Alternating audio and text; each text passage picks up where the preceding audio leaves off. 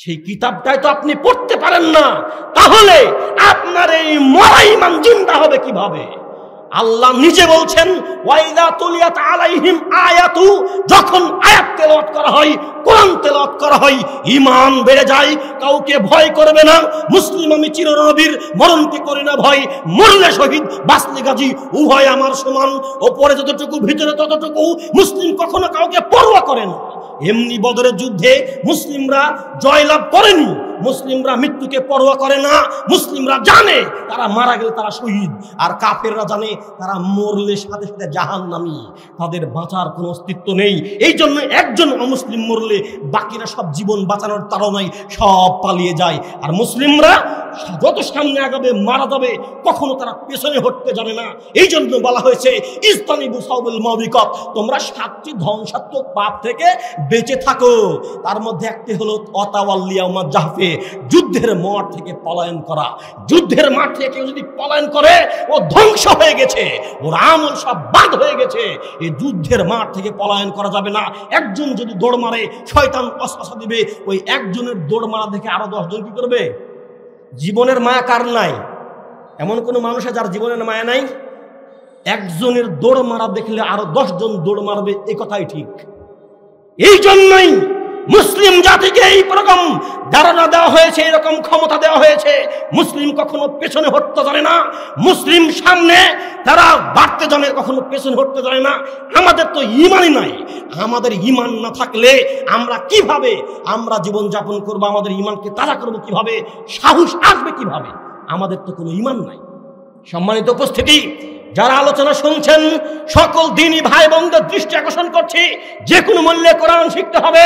সকল বাচ্চারা মাদ্রাসায় ভর্তি হবে না, এ কথাই ঠিক। সকল বাচ্চারা মাদ্রাসায় প্রতিষ্ঠানে পড়বে না, এ কথাই ঠিক। সুতরাং আপনি কিভাবে আপনার বাচ্চাকে কোরআন শিখাবেন? স্কুল কলেজে বাচ্চারা বাংলা রিডিং পড়া শিখে, ইংরেজি রিডিং পড়া শিখে। যদি সিলেবাসের মধ্যে কোরআন মাজিদ কেউ দেওয়া হতো, তাহলে বাচ্চারা বাংলা যেমন রিডিং শিখে, বানান করে করে পড়া শিখে, ইংরেজি যেমন অক্ষর শিখে, বানান করে করে পড়া শিখে, ঠিক তেমনি কোরআন মাজিদও পড়তো। যেহেতু এখন স্কুল কলেজে এরকম নাই, আপনি কি করবেন? এখন আপনার করণীয় হলো আপনাকে সামাজিকভাবে উদ্যোগ নিতে হবে। আপনাকে সামাজিকভাবে উদ্যোগ নিতে হবে। মসজিদে মক্তব চালু করতে হবে। এমন কোনো বাচ্চা থাকবে না যেই লোক, যে বাচ্চাটা কোরআন পড়তে পারে না, ছোট হোক, বড় হোক, বৃদ্ধ হোক, যুবক হোক, নারী হোক, পুরুষ হোক, যেই হোক না কেন, যে কোনো মূল্যে কোরআন শিখতে হবে। মুসলমানদের অতীত ঐতিহ্যকে ফিরে পেতে হলে মুসলিমদেরকে কোরআন শিক্ষা অর্জন করতে হবে, কোরআন চর্চা করতে হবে, কোরআন নিয়ে গবেষণা করতে হবে। আজকে বাংলাদেশে দেখেন, সারা বাংলাদেশের 90% মানুষ মুসলিম, অথচ কোরআন গবেষণাগার কোন বাংলাদেশে আছে? আছে? কোরআন কোনো গবেষণাগার নেই। অথচ ইহুদি খ্রিস্টানরা কোরআন মাজিদ রিসার্চ করে, গবেষণা করে কত কি তারা আবিষ্কার করছে। এগুলো সব করার কথা ছিল মুসলমানদের। মুসলিমরা আজকে এই দুনিয়ার মোহে পড়ে গেছে। মুসলিমরা আজকে এই দুনিয়ার ঐতিহ্য, দুনিয়ার মোহ, দুনিয়ার ক্ষমতায় আজকে মুসলমানেরা লিপ্ত হয়ে আছে। তারা মারামারি কাটাকাটি করে, মুসলিম মারামারি করে, মুসলিম কাটাকাটি করে। এক মুসলিম আরেকজন মুসলিমকে জেলে ঢুকায়, একজন মুসলিম আরেকজন মুসলিমের অন্যায় করে, একজন মুসলিম আরেকজন মুসলিমকে পিটায়, একজন মুসলিম আরেকজন মুসলিমকে মামলা দিয়ে জেলে ভরে আর হাসে। এ আবার কেমন মুসলিম? এ আবার আজব মুসলিম।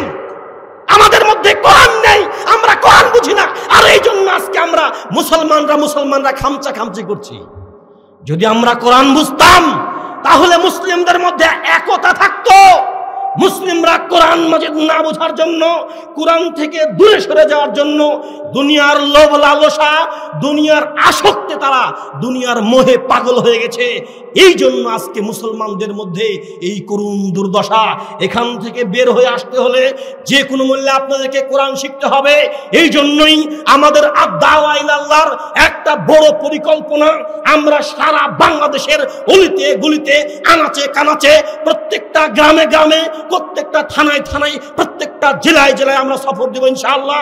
এবং এই কোরআন মাজিদকে মুসলিমদের দ্বারে আমরা ইনশাআল্লাহ পৌঁছে দেওয়ার চেষ্টা করব ইনশাআল্লাহ। আপনারা দোয়া করবেন আল্লাহ সুবহানাহু ওয়া তাআলা যেন আমাদের দাওয়া ইলাল্লাহর এই খেদমতকে কবুল করেন। আল্লাহুম্মা আমিন। সম্মানিত উপস্থিতি, আপনাদেরকে আমরা যেটা বলতে চাচ্ছি, শিক্ষা হলো জাতির মেরুদণ্ড। কোন শিক্ষা বলেন তো? কোরআনের শিক্ষা। কোরআনের শিক্ষাই হলো মূলত শিক্ষা, আনুষঙ্গিক শিক্ষা, প্রয়োজনীয় শিক্ষা। কোরআন মাজিদের শিক্ষাই হলো মূলত শিক্ষা, আনুষঙ্গিক শিক্ষা, প্রয়োজনীয় শিক্ষা। কোরআন মাজিদের শিক্ষাই মূলত শিক্ষা, আনুষঙ্গিক শিক্ষা, প্রয়োজনীয় শিক্ষা। আপনাকে প্রয়োজনীয় শিক্ষা শিখতে নিষেধ করিনি, কিন্তু আগে কোরআন শিখতে হবে, যে কোনো মূল্যে কোরআন শিখতে হবে। এই কোরআনের শিক্ষাই হলো মুসলিম জাতির মেরুদণ্ড। আজকে কোরআন শিক্ষা না থাকার জন্য, কোরআন গবেষণা না থাকার জন্য আজকে মুসলিমরা মেরুদণ্ডহীন প্রাণীতে রূপান্তরিত হয়েছে। এই জন্য আজকে সারা বিশ্বে মুসলিমরা মার খাচ্ছে। মুসলিমদের মূল্য আজকে একটা পাখির সমানও নাই, একটা পশুর সমানও নাই। একটা পশু পাখির যে মূল্য, বর্তমান সময়ে মুসলিমদের সেইটুকুও মূল্য নাই। অথচ আপনি একটা অমুসলিমের গায়ে হাত দিয়ে দেখেন, আপনাকে পশু প্রাণীর মতো খামচিয়ে খামচিয়ে ছিঁড়ে ছিঁড়ে খাওয়া হবে, ঠিক কিনা? এই জন্য এই মুসলিম জাতিকে আবার ঐতিহ্য ফিরে পেতে হলে যে কোনো মূল্যে কোরআন শিখতে হবে। কোরআন শিক্ষা প্রত্যেকটা মসজিদ চালু করতে হবে। এখানে যারা বসে আছেন, আমি আশা করছি কোনো না কোনো অনেক বিভিন্ন গ্রামের বিভিন্ন এলাকার লোকজন আছেন। আপনাদের কাজ হলো যে আমাদের আর দাওয়া ইলাল্লাহর সাথে যে মক্তব চালু করতে হবে এ কথা নয়, আমাদের আর দাওয়া ইলাল্লাহর সাথে মক্তব চালু করতে হবে এ কথা নয়। আপনি আপনার মসজিদে মক্তব চালু করেন, আমাদের সাথে যোগাযোগ করলে আমরা আমাদের জামিয়া সালাফিয়ার পক্ষ থেকে আপনাদেরকে সিলেবাস দিয়ে, বই পুস্তক দিয়ে, ইমামকে প্রশিক্ষণ দিয়ে এবং আনুষঙ্গিক আরো যেগুলো আছে সেগুলো দিয়ে আপনাদের সাথে আমরা থাকতে পারবো ইনশাআল্লাহ। কিন্তু আপনি যদি মনে করেন যে না আমাদের এগুলো প্রয়োজন নয়, আমরাই যথেষ্ট আছি, তাহলে আপনারা চালু করেন।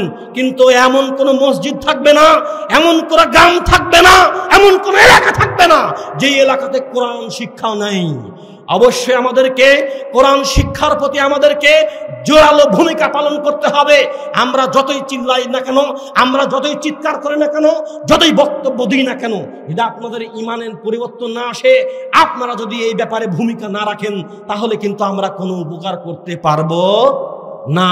একটা কথা মনে রাখবেন, ইবনে মাজাহ 224 নম্বর হাদিস, তলাবুল ইলমি ফারিদাতুন আলা কুল্লি মুসলিম, প্রত্যেকটি মুসলিমের উপরে ইলম অর্জন করা, জ্ঞান অর্জন করা ফরজ, বাধ্যতামূলক, আবশ্যক। যে ব্যক্তি কোরআন পড়তে পারে না তার ভয়ঙ্কর ধরনের দুইটি বিপদ রয়েছে। প্রথম বিপদ হলো মরার সাথে সাথেই বিপদ।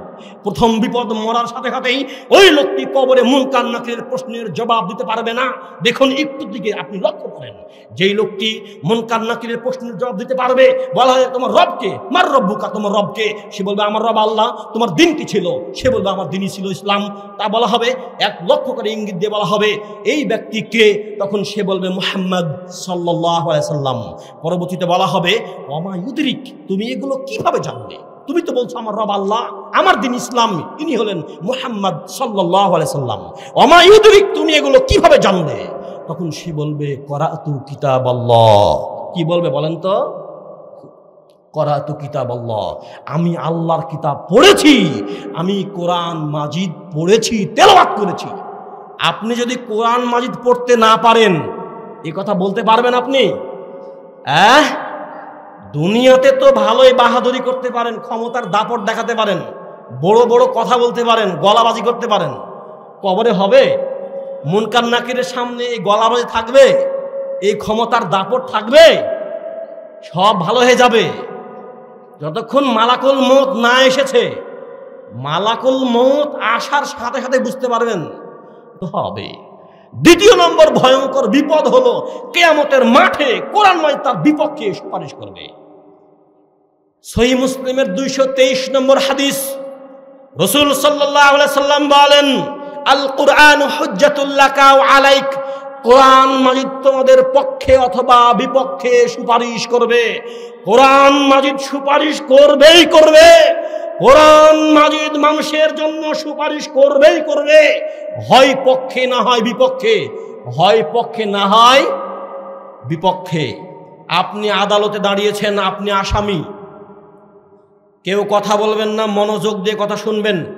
একটা চমৎকার উদাহরণ দিচ্ছি আপনার সামনে, যদি এই উদাহরণটা আপনি বুঝতে পারেন আশা করি আপনার ইমানে কিছু না কিছু কাজ করবেই করবে ইনশাআল্লাহ।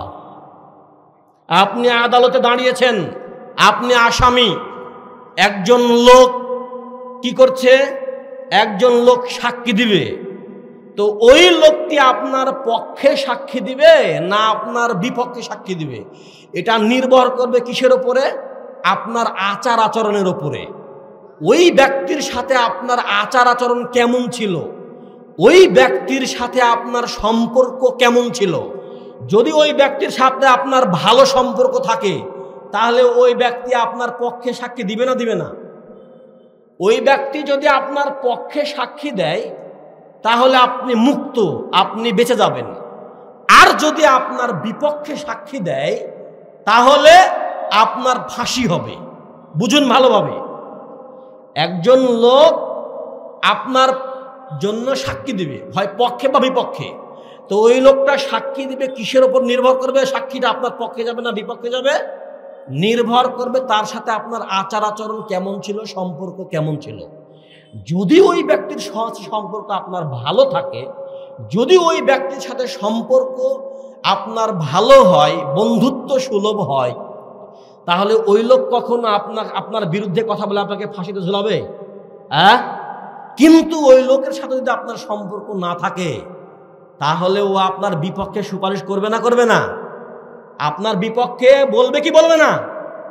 ঠিক তেমনি যদি কোনো ব্যক্তি এই দুনিয়াতে কোরআন মাজিদ শিখে অন্যকে শিখায়, নিজে পড়ে অন্যকে পড়ায়, যদি কোনো ব্যক্তি কোরআন গবেষণা করে, কোরআন পড়ে, কোরআন বুঝে এবং কোরআন অনুযায়ী জীবন যাপন করে, বিশ্বাস করুন কিয়ামতের মাঠে ওই ব্যক্তির জন্য কোরআন মাজিদ সুপারিশ করবে।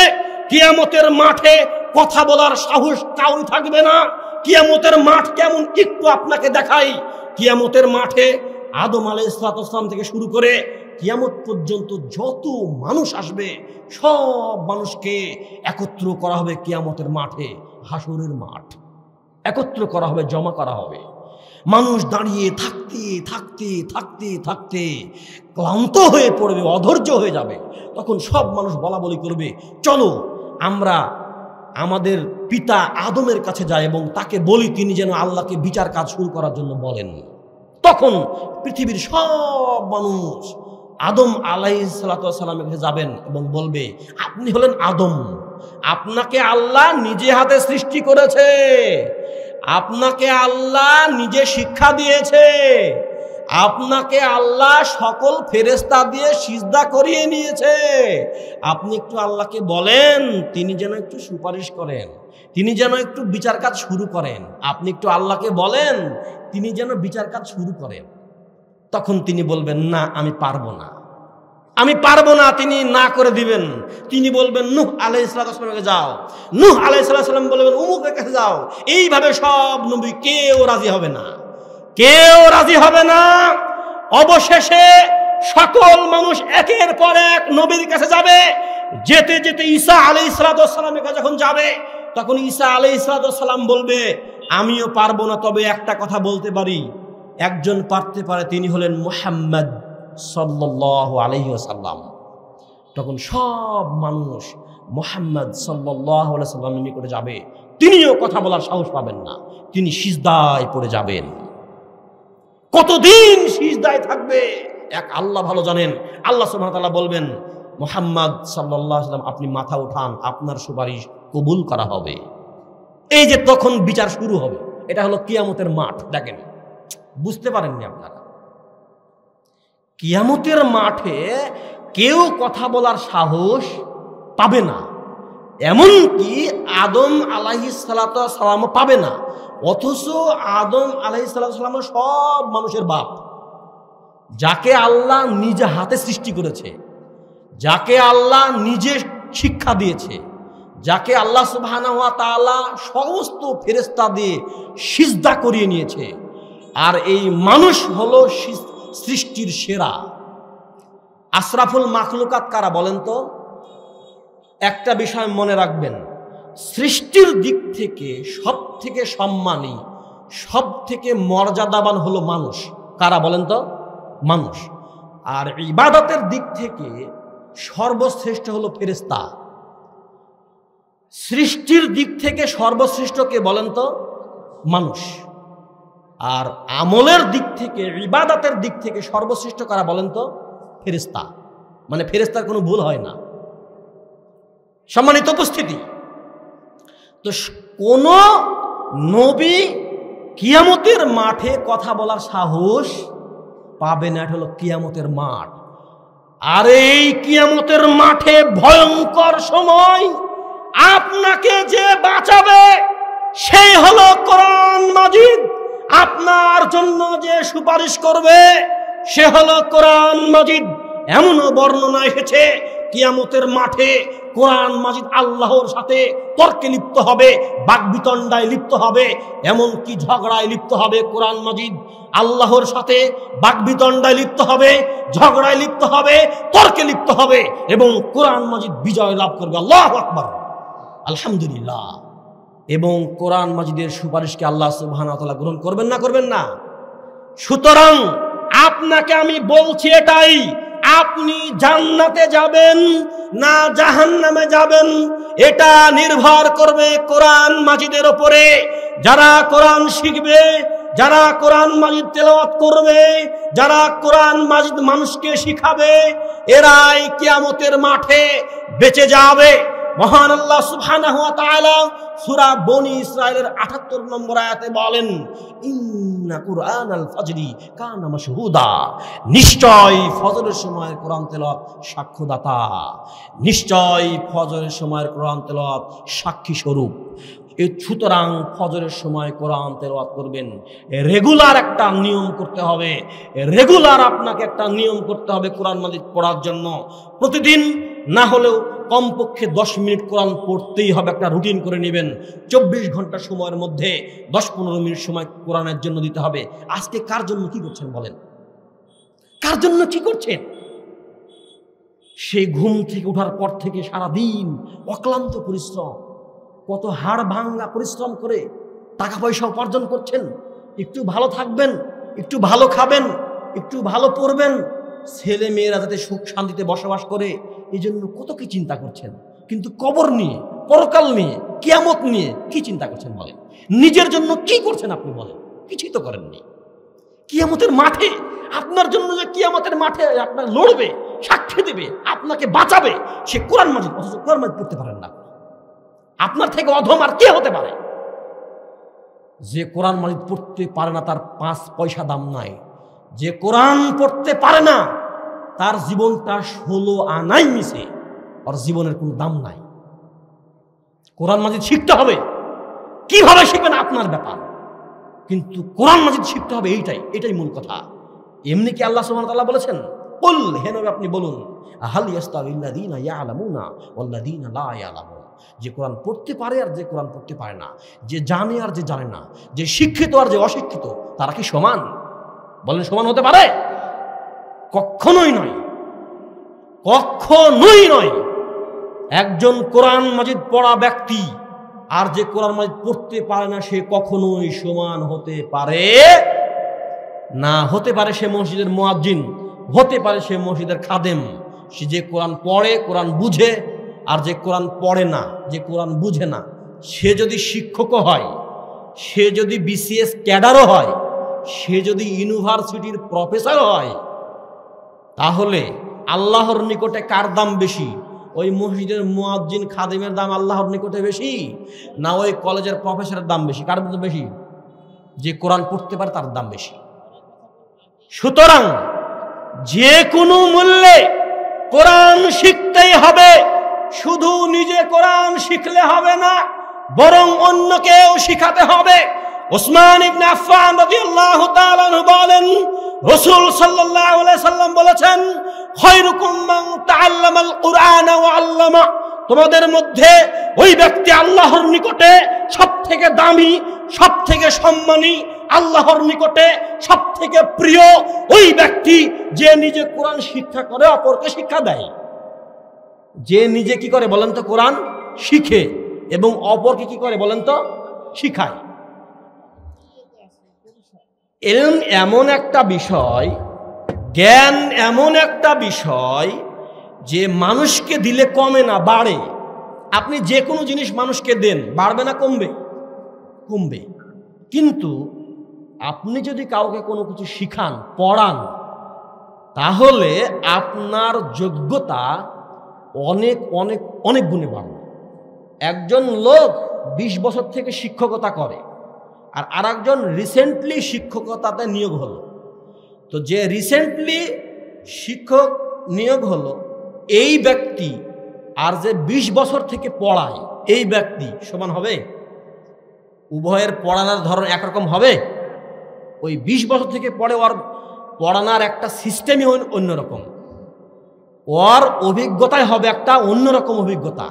কিন্তু যে এই মাত্র সবেমাত্র শিক্ষক নিয়োগ হলো, সে অবশ্যই কম যোগ্যতা থাকবে, তার অভিজ্ঞতা অবশ্যই কম হবে কি হবে না? তো এই জন্য কোরআন মাজিদ যত মানুষকে শিখাবেন তত আপনার অভিজ্ঞতা বাড়বে, যোগ্যতা বাড়বে, ইলম বাড়বে, জ্ঞান তত বেশি বাড়বে। যত বেশি মানুষকে শিক্ষা দিবেন তত বেশি বাড়বে। এখন তো বর্তমান সময়ে এই যে মসজিদ মাদ্রাসায় যে আলেম ওলামা পড়ান, মসজিদের ইমামেরা পড়ান, এছাড়া তো আলাদাভাবে কাউকে সেরকম দেখা যায় না, চোখে পড়ে না। আল্লাহ সুবহানাহু ওয়া তাআলার নিকটে সব থেকে দামি, সব থেকে সম্মানী ব্যক্তি হতে হলে কি করতে হবে বলেন তো? কোরআন মাজিদ নিজে শিখতে হবে এবং অপরকে শিখাতে হবে। নিজে আমরা পড়ি কিন্তু পড়াই না, ঠিক কিনা ভুল? ঠিক কিনা? নিজে পড়ি কিন্তু পড়াই না, এই পড়ানো ধরতে হবে। একজনকে পড়ান, নিজের স্ত্রীকে পড়ান, ছেলেকে পড়ান, আপনার আত্মীয় স্বজন কাউকে পড়ান, গ্রামের লোক কাউকে পড়ান, সমাজের লোক কাউকে পড়ান, বা এলাকার কাউকে পড়ান। পড়ান।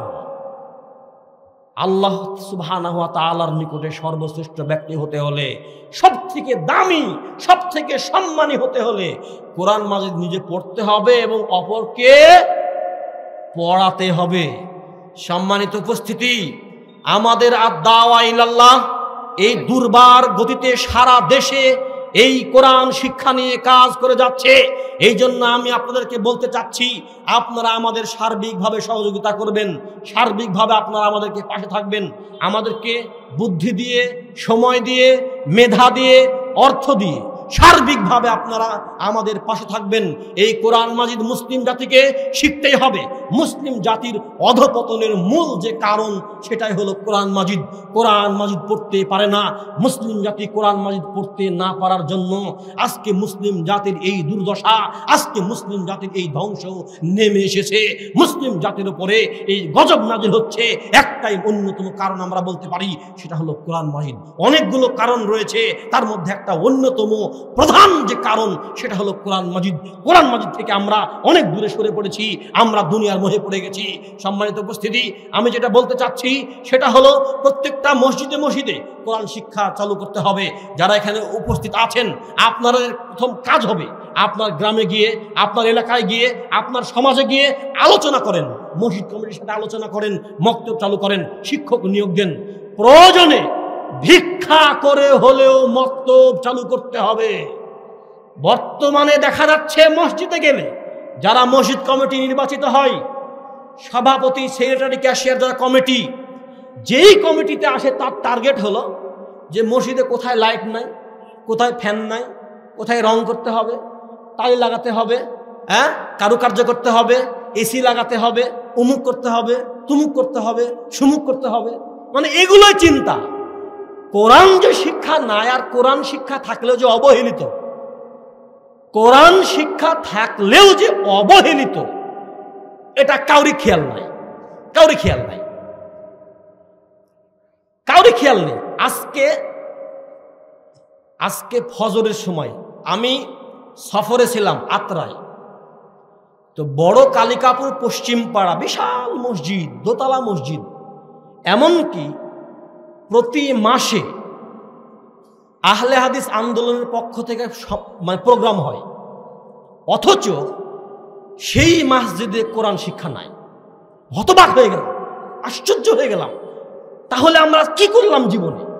একটা কথা মনে রাখবেন, পৃথিবীতে সব থেকে মুসলিমদের জন্য বড় দাওয়াতি কাজ সেটা হলো কোরআন শিক্ষা দেওয়া, ঠিক কিনা?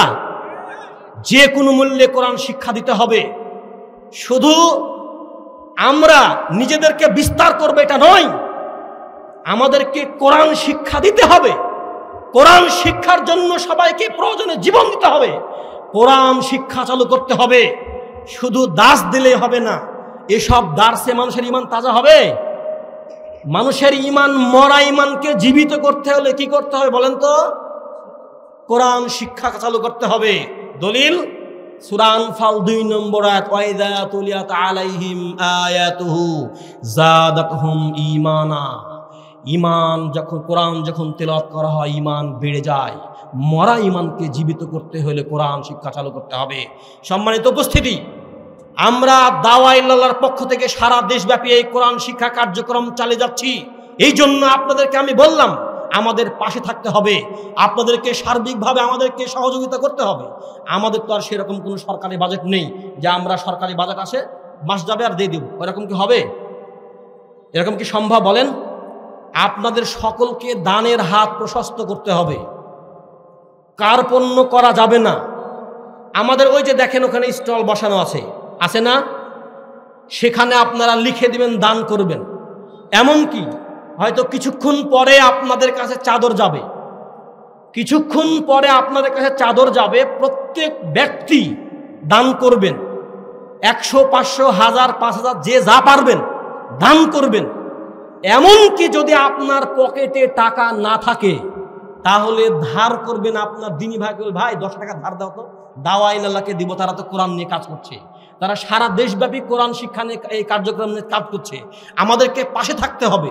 10টা টাকা কি অনেক বড় কিছু বলেন? আপনি অংশগ্রহণ করেন আমাদের দাওয়ায়ে ইল্লাল্লাহর সাথে, এটাই আমরা চাই।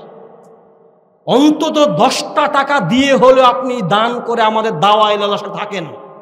আপনাকে একটা হাদিস আমি বলি, সহিহ বুখারীর 1423 নম্বর হাদিস। রাসূল সাল্লাল্লাহু আলাইহি সাল্লাম বলেন, ইত্তাকুন নার, তোমরা জাহান্নাম থেকে বাঁচো, তোমরা জাহান্নাম থেকে বাঁচো, তোমরা জাহান্নাম থেকে বাঁচো। ওয়ালাউ বিশিক্কিন তামার, যদিও একটা খেজুরের টুকরা হয়, যদিও একটা খেজুরের টুকরা হয়, জাহান্নাম থেকে বাঁচো।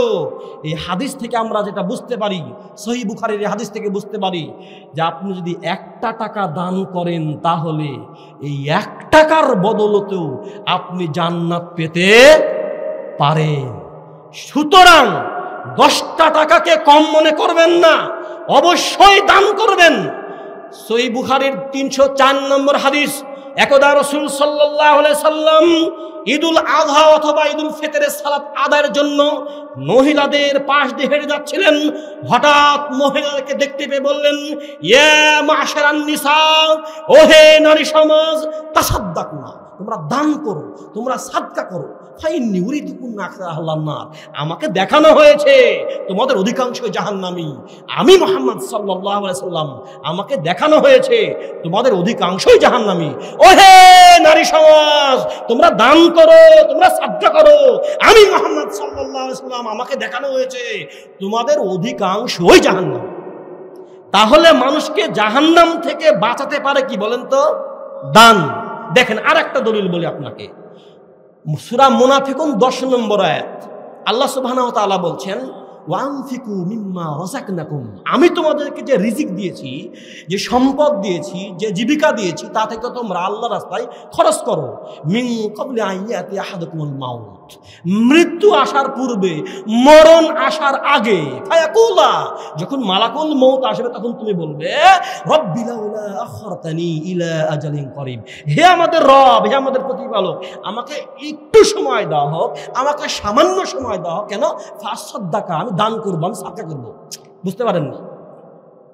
যখন মালাকুল মউত আমাদের মাথার কাছে আসবে আমাদের জান কবজ করার জন্য, তখন আমরা মালাকুল মউতকে লক্ষ্য করে আল্লাহকে কি বলবো বলেন তো? হে আমাদের প্রতিপালক, হে আমাদের রব, আমাদেরকে কি করা হোক, একটু সময় দাও। কেন? ফাসাদ্দাকা, আমরা কি করব বলেন তো? দান করব। এটা কি মিথ্যা কথা মনে হয়? এটা কোনো আলেমের কথা, কোনো মুফতির কথা, কোনো মুহাদ্দিসের কথা? এটা কোন নবীর কথা? স্বয়ংকার কথা, আল্লাহর কথা। সুতরাং আপনাকে এটাই বলছি, যখন মালাকুল মউত আসবে আল্লাহ বলেছেন আপনি বলবেন, অতএব আল্লাহর কাছে আরজ করবেন, হে আমাদের রব আমাকে একটু সময় দাও হোক, কেন আমি দান করব, আমি সাদকা করব এবং আকুম মিনাস সালিহিন এবং সালেহ সৎকর্মশীলদের অন্তর্ভুক্ত হব। তাহলে দান করলে কাদের অন্তর্ভুক্ত হওয়া যায়? সৎকর্মশীলদের। আপনি মনে বুঝতে পারছেন না। এই জন্য আপনাকে আমি বলছি যে দান করবেন, কখনো কৃপণতা করবেন না। যদি কৃপণতা করেন তাহলে কি হবে জানেন? একটু শুনেন, সূরা হুমাযা 2 নম্বর আয়াত আল্লাহ সুবহানাহু ওয়া তাআলা বলছেন, আল্লাযী জামা মালা ওয়া আদ্দাদা, যারা সম্পদ জমা করে ওয়া আদ্দাদা এবং বারবার গণনা করে, ইহসাবু আন্না মালাহু আখলাদা, তারা মনে করে এই ধন সম্পদ চিরদিন তার কাছে থেকে যাবে। মহান আল্লাহ সুবহানাহু ওয়া তাআলা বলছেন, কাল্লা, কখনোই নয়, লায়ুমবাদান্না ফিল হুতামা, অচিরেই তাকে হুতামা নামক জাহান্নামে নিক্ষেপ করা হবে। ওমা আদরাকা মাল হুতামা, হে নবী আপনি কি জানেন হুতামা কি? নারুল্লাহিল মুকাদা, এটা হলো জ্বলন্ত উত্তপ্ত ভয়ঙ্কর আগুন। সুতরাং যারা দান করবে না, যারা কৃপণতা করবে, এদেরকে হুতামা নামক জাহান্নামে নিক্ষেপ করা হবে। আমাদের দাওয়া ইলাল্লাহ সারা দেশব্যাপী এই কোরআন শিক্ষা কার্যক্রম নিয়ে কাজ করছে। সুতরাং কেউ পিছুটান হবেন না, সবাই মুক্ত হস্তে দান করবেন, না থাকলে ধার করে হলেও দান করবেন, একজন ব্যক্তিও ফাঁকা থাকবেন না ইনশাআল্লাহ। সবাই বলে ইনশাআল্লাহ। সম্মানিত উপস্থিতি, এমনকি আমাদের মক্তব্যপতি আমরা চিন্তা ভাবনা আছে মোটামুটি 2000 টাকা কমপক্ষে দিতেই হয়। যাদেরকে আল্লাহ সুবহানাহু ওয়া তাআলা ধন সম্পদ দিয়েছে, টাকা দিয়েছে, তারা একটু লিখে দিবেন। ওই যে ওখানে আছে না আমাদের দিনী ভাইরা, একটু লিখে দিবেন যাওয়ার সময় যে আমি প্রতি মাসে একটা মক্তব চালানোর জন্য 2000 করে টাকা দেব। আপনি দিবেন, আপনার টাকাতে যদি কোনো বাচ্চা কোরআন শিখে, এই কোরআন শিক্ষা যদি কিয়ামত পর্যন্ত চালু থাকে, তাহলে আপনি মারা গেলে আপনার কবরে নাকি যাবে না, বন্ধ থাকবে? যেতেই থাকবে, যেতেই থাকবে। ওই যতগুলো বাচ্চা কোরআন শিখবে, যতগুলো বাচ্চা পড়বে, ওরা কোরআন পড়ে শিখে অন্যকে শিখে জানে কি পাবে? আপনি মারা গেছেন, আপনার কবরে সামান্যতম নেকি কম বেশি করা হবে না।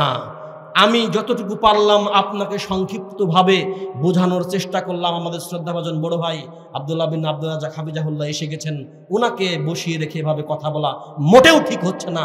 কিন্তু আপনারা এটাই বললাম, আমি যে উৎসাহিত করলাম, দান করবেন, একজনও বাদ যাবেন না। আপনি দান না করলে যে দাওয়া ইলাল্লাহ বন্ধ হয়ে যাবে, এটা কি ঠিক? কখনোই না। আমি বলছি এটা আপনি দাওয়া ইলাল্লাহর সাথে অংশগ্রহণ করেন 10টা টাকা দিয়ে হলেও। আল্লাহ সুবহানাহু ওয়া তাআলা আমাদের সকলকে দান করার তৌফিক দান করুন, আল্লাহুম্মা আমিন। দান করলে সম্পদ বাড়ে না কমে? সম্পদ বাড়ে। দান করলে সম্পদ বাড়ে। ইয়ামহুকুল্লাহু রিবা, সুদ ধ্বংস করে দেয়, নিঃশেষ করে দেয়। ওয়াইরবি সাদাকা, দান সম্পদ বাড়িয়ে দেয়। দান সম্পদ কি করে বলেন তো? বাড়িয়ে দেয়। কার কথা এটা? আল্লাহর কথা। সুতরাং দান করেন, আপনার রুজি রুটিতে আল্লাহ বরকত দিবেন ইনশাআল্লাহ। এই বলে আজকের মতো আমরা সংক্ষিপ্ত কথা শেষ করছি। সময় সাপেক্ষে আবার আপনাদের সাথে বিস্তারিত আলোচনা হবে ইনশাআল্লাহ। সুবহানাকা আল্লাহুম্মা বিহামদিকা আশহাদু আল্লা ইলাহা ইল্লা আনতা আস্তাগফিরুকা ওয়া আতুবু ইলাইক। আসসালামু আলাইকুম ওয়া রাহমাতুল্লাহি ওয়া বারাকাতুহু।